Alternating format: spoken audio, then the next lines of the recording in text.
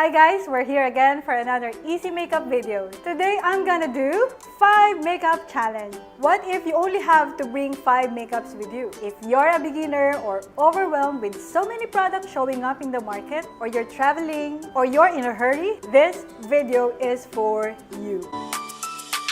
As you can see, I have an oily and freckly face. So if you know someone who has similar case as mine, you can share this video.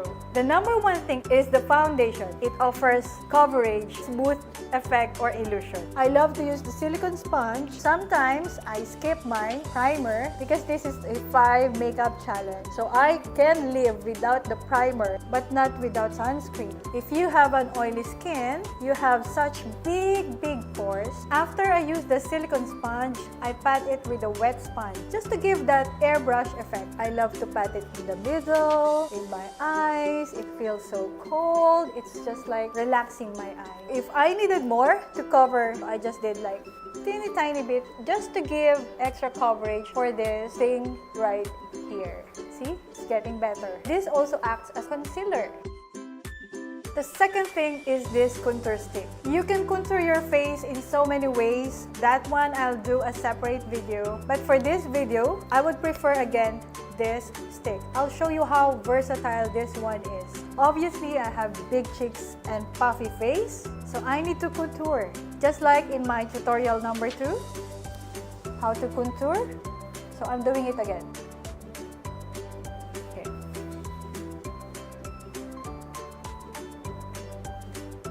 And the jaw. And my favorite, and of course the nose. Oops, it's okay if it's not perfect. I can do something about it later. Just remember, in your contour, the wider the gap is, the broader your nose looks like, or the narrower it is, the thinner your nose looks like. Since everybody knows I got this broad nose, so why should I make it look like really thin? It's up to you. It's case to case. Again, circular motion. And the transition up there, don't forget, down here, for a Miss Universe effect. Yung mga Miss Universe, define yung jaw nila. For the nose, tada! Nagta-transform na ako. Sa gilid, not much. And this is one thing I really like about this contour stick. I can use it here to contour the hooded eyelid. Just to give it some matte effect. Brush it. Brush.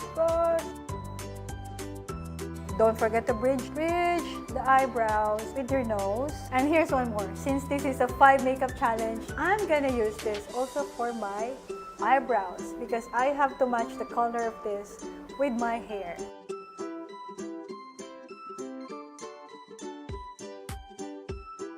Just to soften it because dark is too striky.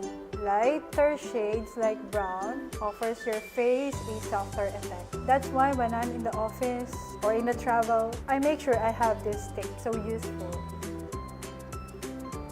See? It's just getting better now.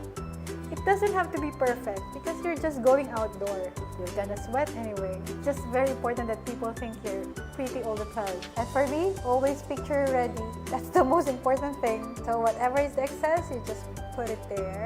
Do I look happy now with my eyebrows and my eyelids? I think so. The third most important makeup is the eyeliner. I love to use this casual stick because it's not really that pointed. Sorry, I know it's a bit gross. But having this hooded eyeliner is really important to create that illusion. Thick lashes. There you go.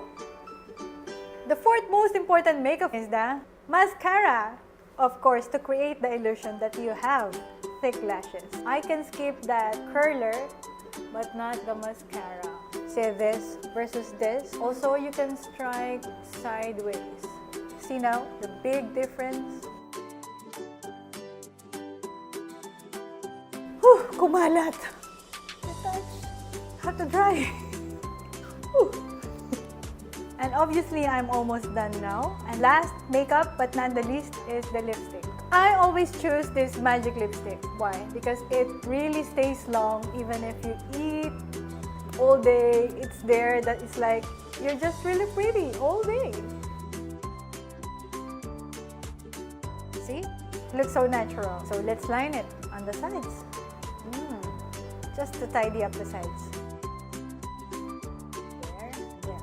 Ta-da! I'm done. But not yet. I'm just gonna finish off with the powder. Nowadays, powder is not anymore a makeup. Just tap it. I'm so done, guys, and I'm really happy with what I'm seeing right now in the mirror. Please comment down in the video, what makeup do you want me to do next time? I always love to do easy makeup hacks, and I'm gonna share what I know. The number 4 most important makeup for me is eyelashes.